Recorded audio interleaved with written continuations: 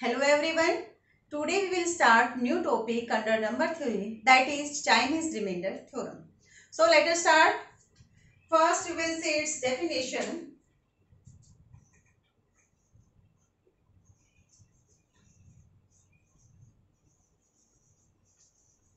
Chinese remainder theorem.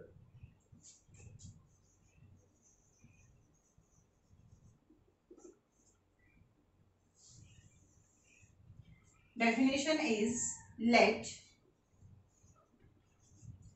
n1, n2, n3 up to nk are positive integers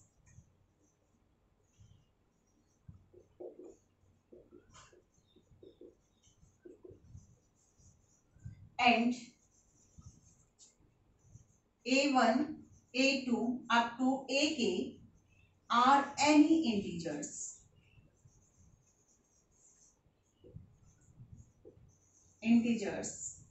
such that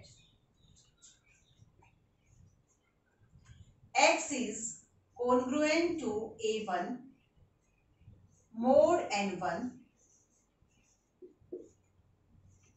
x is congruent to a2 mod n2 up to x is congruent to ak mod nk, has simultaneous solution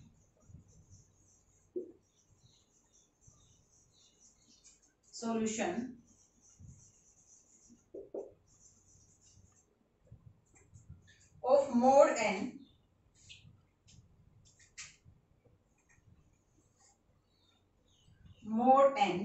where n is equal to n1 into n2 up to nk। और साथ में क्या condition भी है, remark भी कर सकते हैं इसी में ही।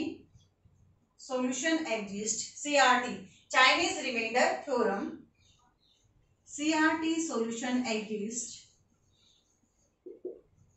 CRT solution exists if and only if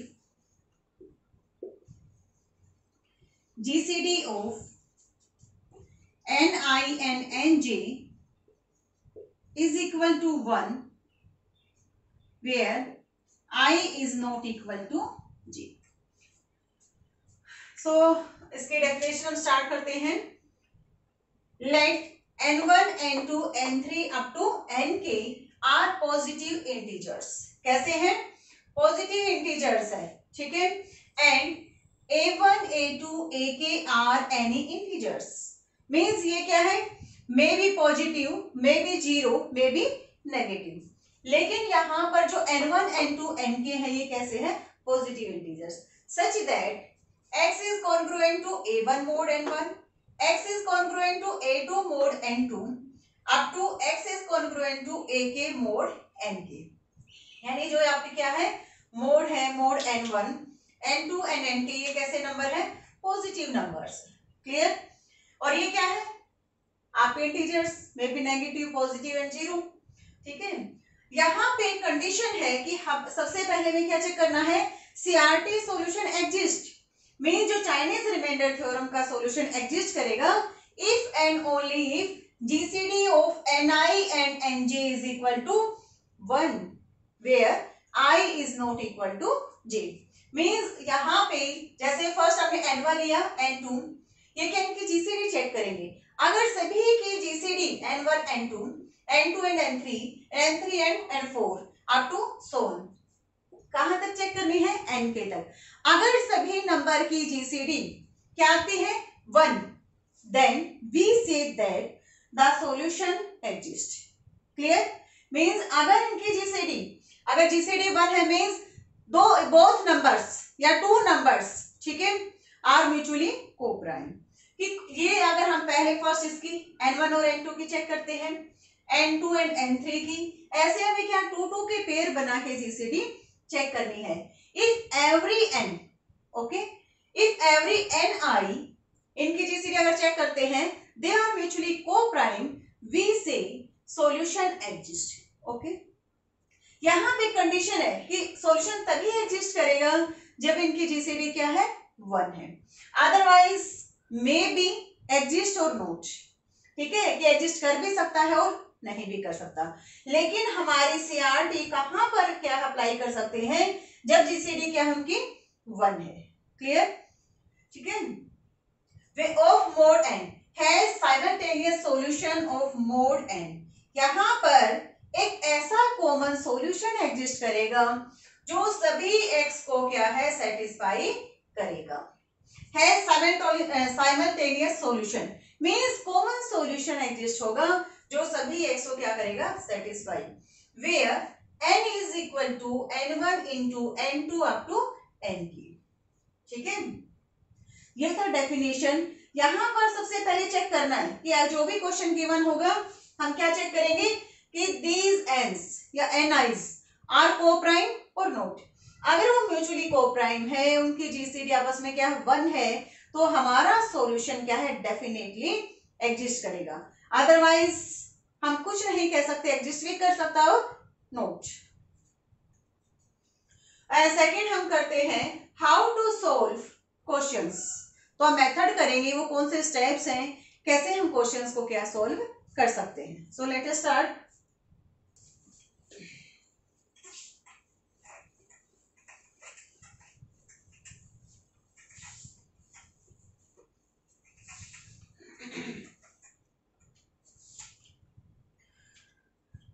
Okay, let us start method to solve problems of Chinese remainder theorem.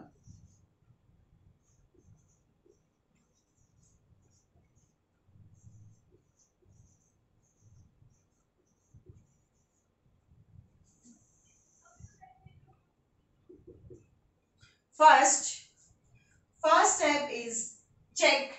सबसे पहले हमें क्या चेक करना है, चेक जीसीडी ऑफ एनआईज। ठीक है,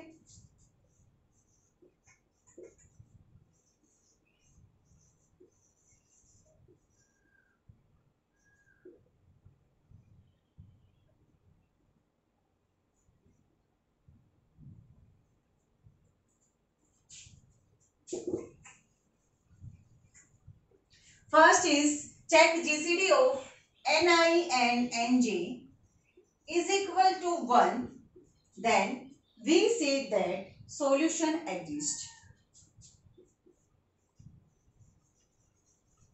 solution exists। अगर हम क्या है जीसीडी पर नहीं है तो ये सीआरटी जो थ्योरम है इसको हम क्या इम्प्लीमेंट नहीं कर सकते। जो सीआरटी थ्योरम है इसको हम क्या है अप्लाई नहीं कर सकते। नेक्स्ट इसी में हमें क्या करना है, make coefficient of x is equal to 1। जब हम क्या जीसीडी चेक कर लेते हैं उसके बाद हमें क्या करना है कि जो x का कोफिशिएंट है, जो हमारे इसमें इक्वेशन थी x is congruent to a mod a1 mod n1, x is congruent to an mod ak mod nk। First हमें क्या करना है, जब हम जीसीडी चेक कर लेते हैं और equal to 1 means these ni's are co-prime, mutually co-prime, then solution exist. उसके बाद हमें क्या करना है कि हमें जो x के कोफिशिएंट है उसको क्या बनाना है 1 बनाना है। अगर क्वेश्चन में ऑलरेडी 1 गिवन है तो हमें बनाने की जरूरत नहीं पड़ेगी। अगर क्वेश्चन में यहाँ पे 3x 5x या कोई और अदर नंबर है तो फर्स्ट हमें क्या करना है, make coefficient of x is equal to 1, then first n find out करेंगे, value of n is equal to n1 into n2 up to nk। ये जितने भी ni's है उनकी जो प्रोडक्ट है वो क्या है n। Then we find out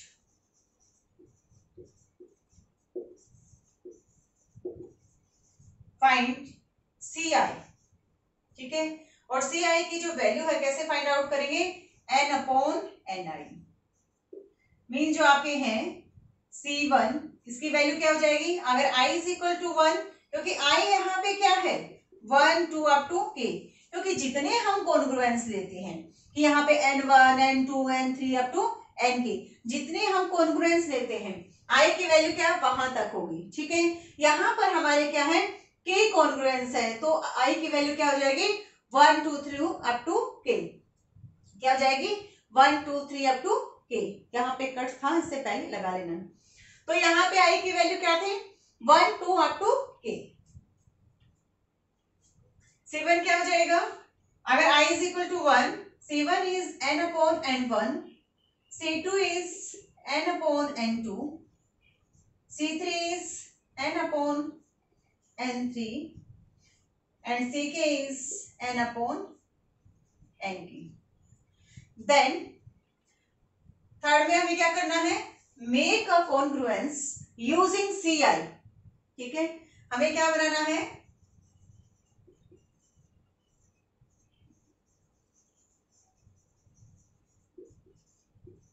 using Ci।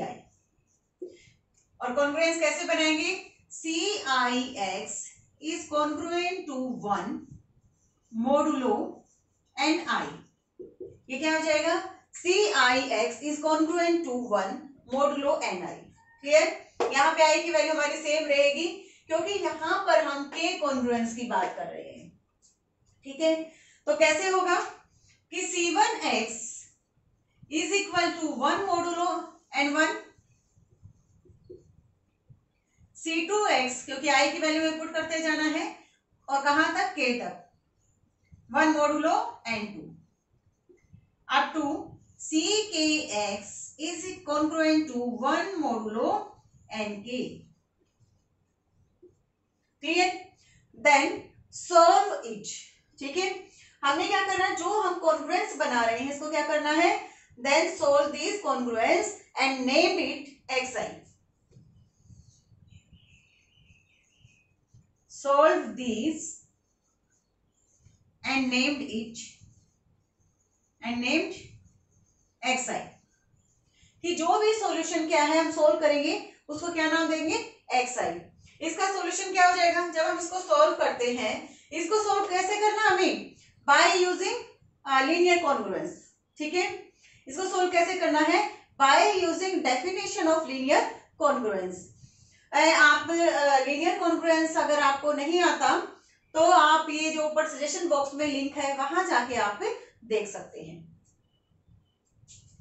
Solve करने के बाद ये कैसा होगा congruent, x is congruent to, ये आएगा, हम इसको नाम देंगे xi मोड ni, कि अगर i क्या है 1, अगर हम क्या है ये लेते हैं कॉन्ग्रुएंस क्या है C1x, तो यहाँ पे क्या आ जाएगा x is congruent to x1 mod n1।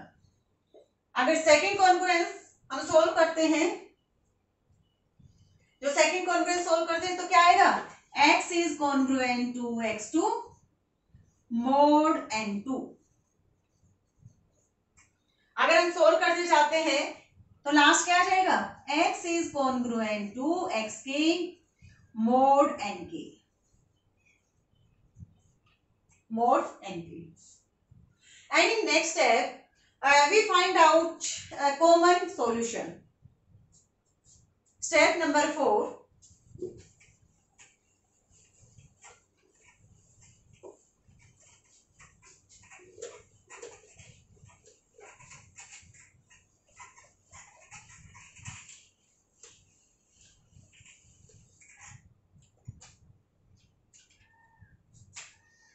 step number 4 is find out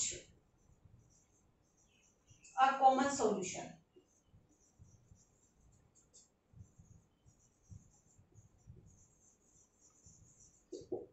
जो कॉमन सॉल्यूशन है उसका क्या नाम है x नोट, और इसकी वैल्यू क्या आ जाएगी a1c1x1 plus a2c2x2 up to कहां तक akckxp, ठीक है। क्योंकि हमारी कॉन्ग्रुएंस जितने होंगे वैल्यू वहां तक ये एग्जिस्ट करेगी, ठीक है। हमारे कितने कॉन्ग्रुएंस थे k, तो कहां तक x नोट की वैल्यू एग्जिस्ट करेगी ak तक। अब हमने क्या है, जब हमारा यहां पे कॉन्ग्रुएंस a1 मोड n1, यानी जो गिवन कॉन्ग्रुएंस उसमें क्या था a1 a2 up to ak, यानी जो आपकी इक्वेशन होगी, कॉन्ग्रुएंस होगा, उसमें A1 A2 A की गिवन होगा। ओके, C1 C2 C के हमने क्या किया, फाइंड आउट किया बाय यूजिंग फॉर्मूला N/Ni। फिर हमने क्या किया, जो कॉन्ग्रुएंस हमने बनाया यूजिंग Ci, उससे हमने क्या, उसको सोल्व किया, और जो सोल्व करने के बाद जो वैल्यू है इसको नाम दिया Xi, means X1 X2 and Xk। सभी वैल्यूज आपके पास है, आपको क्या इस फॉर्मूला जो है इसमें पुट करनी है, और then we get answer, that is answer किसका, X नोट। क्लियर? ये जो X नोट है, ये जितने भी कॉन्ग्रुएंस यहां पे थे, A के मोड N की, यहां पर जो K कॉन्ग्रुएंस है, यानी ये ऐसा कॉमन सॉल्यूशन है जो सभी को क्या है, इसमें जो वैल्यू पुट करते हैं X की, ये सभी कॉन्ग्रुएंस को क्या है, सेटिस्फाई करेगा, यानी सभी का ये क्या है, कॉमन सॉल्यूशन होगा। Clear? Next, general solution of CRT।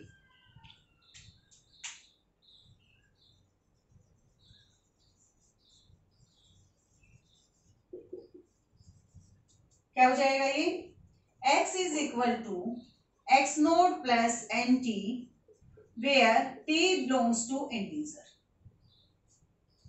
यानी क्या है, ये जनरल सॉल्यूशन, इसकी वैल्यू क्या है, X नोट। X नोट क्या है, common solution of all the congruences. Clear? यहां पर वैल्यू पुट करते हैं, प्लस n क्या था, product of all n1 n2 up to nk, and t is any integer. कि हम क्या है, अगर x नोट की वैल्यू पुट करते हैं, n की वैल्यू पुट करते हैं, उसके बाद हम t की value 0 -1 -2 up to -infinity +1 +2 +infinity यहां पर पुट करते जाते हैं, और क्या हमारे पास नंबर ऑफ सॉल्यूशन क्या है, कैसे होंगे, इनफाइनाइट। यानी यहां पर जो सॉल्यूशन आएंगे वो कैसे आएंगे, इनफाइनाइट। क्लियर? यानी CRT के जो सॉल्यूशन होते हैं, number of solutions,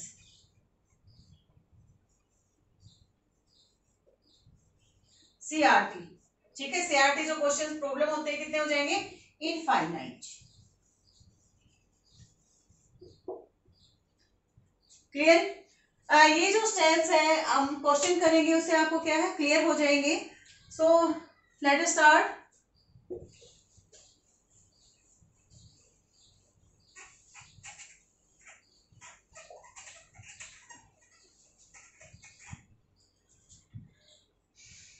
cut cut cut cut.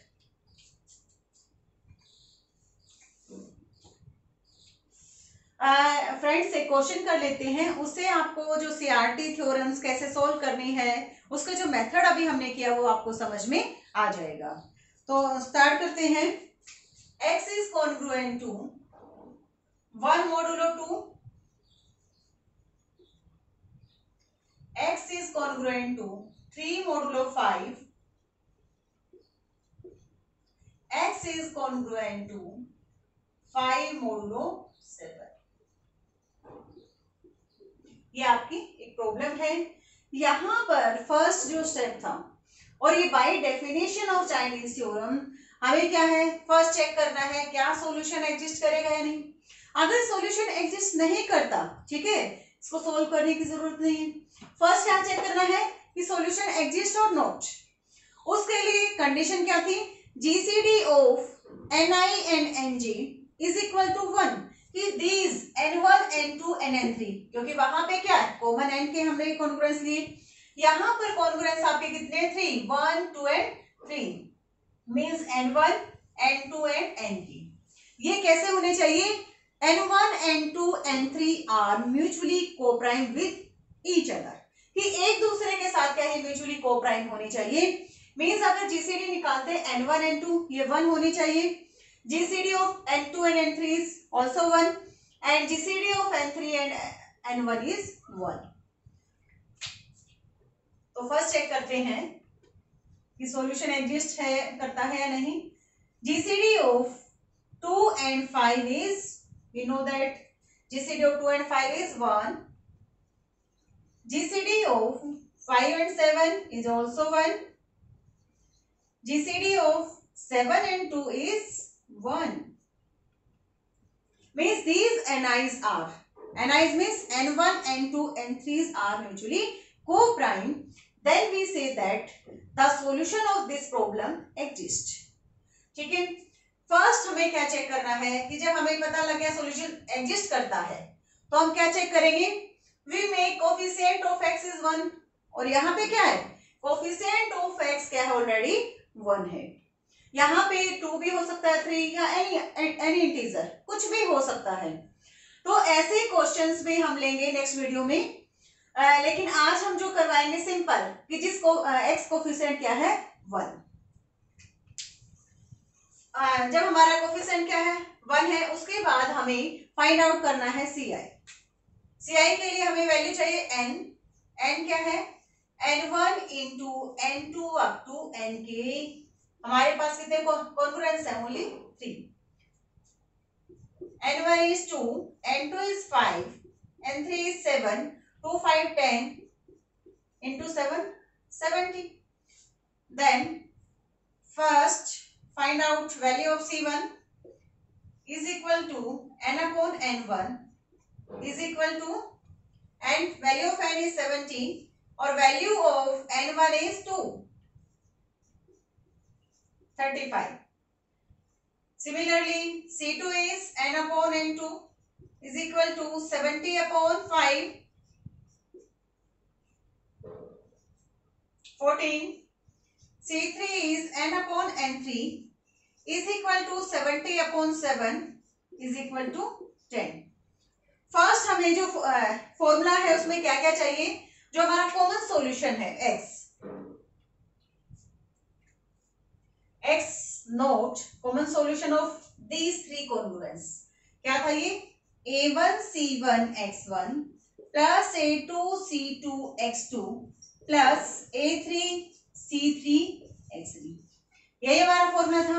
अब हमने क्या फाइंड आउट किया, a1 हमारा गिवन है, a1 की वैल्यू क्या है, a1 is 1, ये हमारा क्या है a1, this one is a2 and this one is a3। a1 is 1, a2 is 3 और a3 is 5। यहाँ पे n1 क्या है 2, n2 5, n3 is 7, और हमें क्या फाइंड आउट किया हमने, C1 is 35, C2 is 14 and C3 is 10। ठीक है, हमारे पास क्या है, कॉमन सॉल्यूशन फाइंड आउट करने के लिए हमें वैल्यू क्या चाहिए x, यानी x1 x2 x3 हमें फाइंड आउट करना है। और वो कैसे फाइंड आउट करना पड़ेगा, हमें कॉन्ग्रुएंस 3 कॉन्ग्रुएंस बनाने हैं using C1 C2 and C3। क्या फॉर्मूला था इसका, CIX is congruent to 1 modulo ni, और यहाँ पे I क्या है 1 2 3। C1x is congruent to 1 modulo n1। Second क्या हो जाएगा, C2x is congruent to 1 modulo n2। C3x is congruent to 1 modulo n3। Clear, अब हम यहाँ वैल्यूज पुट करते हैं, इसको सोल्व करते हैं। Value of C1 is 35, 35x is congruent to 1 modulo n1, n1 is 2। The coefficient of x is greater than number 2, जो आपका मोडुलो 2 है इसे क्या है ग्रेटर देन है, then we reduce it। इसको हमें क्या करेंगे, रिड्यूस करेंगे। और कैसे रिड्यूस करते हैं, जब हम इसको डिवाइड करते हैं जो रिमाइंडर बचेगा वो हम x के कोफिशिएंट में आएगा। ठीक है, डिवाइड करते हैं तो रिमाइंडर क्या बचेगा, ओनली 1। ये आपका हो जाएगा x is congruent to 1 modulo 2। Clear, ये हमारा एक कॉन्ग्रुएंस बना। सेकेंड हम क्या करेंगे, इसका यूज करके C2x where C2 is 14, 14x is congruent to 1 modulo n2 and n2 is 5. Again it is greater than 5. We reduce it, 4x is congruent to 1 modulo 5. हमें x1 x2 x3 की value find out करने के लिए x का coefficient कैसा होना चाहिए 1, तो हमें क्या करना पड़ेगा, इसको सोल्व करना पड़ेगा। तो इसको सोल्व कर लेते हैं बाय यूजिंग लीनियर कॉन्ग्रुएंस। ये कैसे सोल्व होगा? अगर ये लीनियर कॉन्ग्रुएंस है, क्या होगा ये? By definition of congruence, n divides a minus b, 5 divide 4x minus 1। यहां पर हमें x की initial mean smallest value put करनी है, जो क्या है 5 से क्या ये नंबर डिवाइड हो जाए। अगर हम इसमें 1 पुट करते हैं, 4 माइनस 1 3, 5 डजंट डिवाइड 3। अगर 2 पुट करते हैं, 8 minus 1 7, again doesn't divide. 3 put करते हैं, 12 माइनस 1 नोट। अगर 4 पुट करते हैं, 4 इंटू 4 16 माइनस 1 15, यानी 4 क्या है 15 को डिवाइड करेगा, और हमने पुट किया x is equal to 4। Clear कि x की वो वैल्यू, यानी x की कौन सी वैल्यू, स्मॉलेस्ट वैल्यू क्या है 4, कि जब हम पुट करते हैं तो 5 को क्या करता है, डिवाइड करता है। तो यहां से इसका सॉल्यूशन क्या आ गया, x इज कॉन्ग्रुएंट टू 4। यहां क्यों, क्योंकि हमने 4 पुट किया तब ये क्या है डिवाइड हुआ, यानी तब ये लीनियर कॉन्ग्रुएंस को क्या है इसने सेटिस्फाई किया। तो x is congruent to 4 modulo 5, ये क्या है सेकंड कॉन्ग्रुएंस हमारा बन गया सोल्व होने के बाद।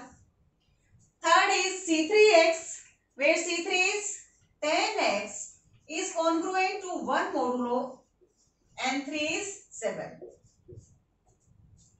Again it is greater than 7, इसको हमें रिड्यूस करना पड़ेगा, ये हो जाएगा 3x is congruent to 1 modulo 7.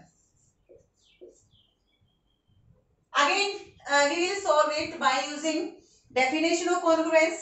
7 divide 3x minus 1, यहाँ पे वैल्यू पुट करनी है, 1 पुट करेंगे 2, ये डिवाइड नहीं करेगा, 2 करते हैं तब भी डिवाइड नहीं करेगा, 3 अगर पुट करते हैं then again doesn't divide it, 4 हमने किया डिवाइड नहीं करता, 5 अगर पुट करते हैं तो ये क्या हो जाएगा 3 इंटू 5 15, 15 माइनस 1 14, 7 डिवाइड्स 14, हमने x को क्या पुट किया 5, तो यहां से इसकी वैल्यू क्या आई 5। इसका जो सॉल्यूशन बनेगा ये क्या होगा, x is congruent to 5 modulo 7।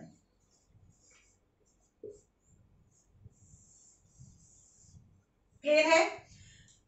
Next step में क्या था कि जब हम कॉन्ग्रुएंस बनाते हैं तो इसको नाम जो देंगे x1 x2 एंड x3 की जो भी वैल्यू आई है इसको हम नाम देंगे x1। सेकंड जो कॉन्ग्रुएंस है this one is x2 and this one is x3। Clear? अब हमें क्या चाहिए, कॉमन सॉल्यूशन ऑफ दिस कॉन्ग्रुएंसेस। ये क्या है a1, हमारे पास a1 वैल्यू है, c1 x1 ऑल 3 वैल्यूज, ठीक है। हम सभी वैल्यूज को क्या इसमें पुट करते हैं, सभी वैल्यूज हमने फाइंड आउट कर लिए।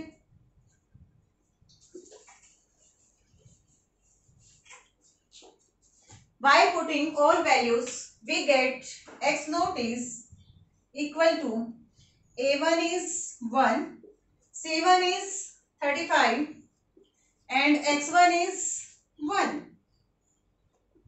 plus a2 is 3, c2 is 14, x2 is 4 plus a3 is 10, a3 is 5, C3 is 10 and X3 is 5.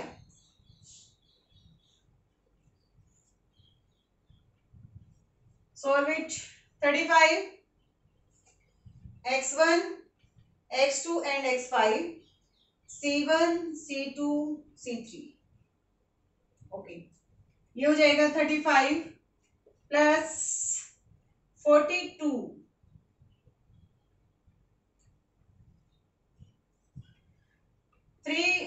14 जा या 14 3 जा 42, 4 2 जा 8 और 4 4 जा 16 plus 5 5 25 250, we get, then we add it 8 5 13, 5 6 6 12 12 3 15, 1 2 4, 453. Answer is 453. Okay, value of x naught is 453. And then we will find out general solution of this problem. X is equal to x naught plus nt is general solution of the problem. ठीक है, ये क्या है, general solution है किसी भी problem का. यहाँ पे हम x नोट और वैल्यू की n की जो वैल्यू है पुट करेंगे. x note is 453 plus value of n is 70 t where t belongs to any integer. ये क्या है, इस इक्वेशन का जनरल सॉल्यूशन आ गया. इससे पहले हम बात करेंगे एक्स नोट. एक्स नोट क्या हमारा common solution of all these three congruence. कि यहाँ पर इसको हम चेक भी कर सकते हैं क्योंकि ये क्या है, एक साथ तीनों को सेटिस्फाई करेगा. ठीक है, तो पहले चेक कर लेते हैं. यहाँ पे 453 इज कॉन्ग्रुएंट टू 1 मोडुलो 2. क्या ये इसको सेटिस्फाई करता है? अगर इसको सेटिस्फाई करता है तो 2 क्या है, डिफरेंस 453 माइनस 1, इस डिफरेंस को क्या करेगा, डिवाइड करेगा. 4 divides 252. Yes, it is right. 2 divides 452 number. Again we check this solution satisfy it or not.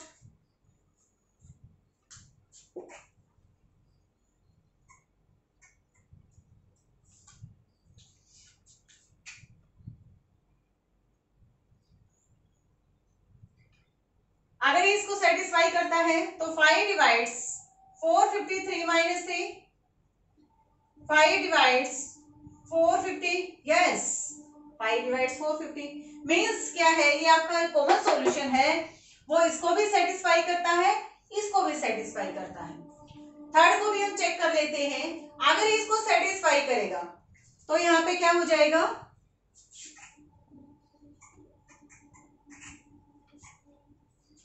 453 congruent to 5 modulo 7. Check करने के लिए 7 डिवाइड्स 453 माइनस 5, 7 डिवाइड्स, क्योंकि 7 इनको डिवाइड करेगा डिफरेंस को, 7 डिवाइड 448, 4 6 7 6 42, 2 8, 7 4 28. यस, 7 भी क्या है, डिवाइड करता है 448. मीन्स जो x1 हमारा आया है ये सभी कॉन्ग्रुएंस का क्या है, कॉमन सॉल्यूशन है. क्लियर. फिर हमने क्या चेक किया कि यहाँ पे जो जनरल सॉल्यूशन है ये कैसा है, इनफाइनाइट सॉल्यूशन. क्यों, अगर हमें क्या है, t बिलोंग्स टू इंटीजर, यहाँ 0 पुट करते हैं तो वैल्यू क्या आ गई आपकी 453. अगर हमने इसमें माइनस पुट किया तो माइनस वैल्यूज यहाँ पे आएंगी. 453 में से 70 अगर हम माइनस करते हैं ये क्या आ जाएगा 383. यहाँ पे क्या आ जाएगा 383. 1 पुट करते हैं तो इंक्रीजिंग हो जाएंगी, फिर ये डिक्रीज होती जाएगी अगर माइनस में रखते हैं. मीन्स किसी भी सीआरटी प्रॉब्लम के जो सॉल्यूशन होंगे वो क्या होंगे, इनफाइनाइट सॉल्यूशन. क्योंकि हम इसमें जितनी टी की वैल्यू पुट करते जाते हैं उतने ही सॉल्यूशन हमें मिलते रहेंगे. Okay friends, today we have learnt about Chinese remainder theorem, its definition and method to solve questions based on Chinese remainder theorem. ये एग्जाम्पल भी हमने लिया. आई होप ये सभी आपको क्लियर होंगे. Okay friends, see you in next class. Bye.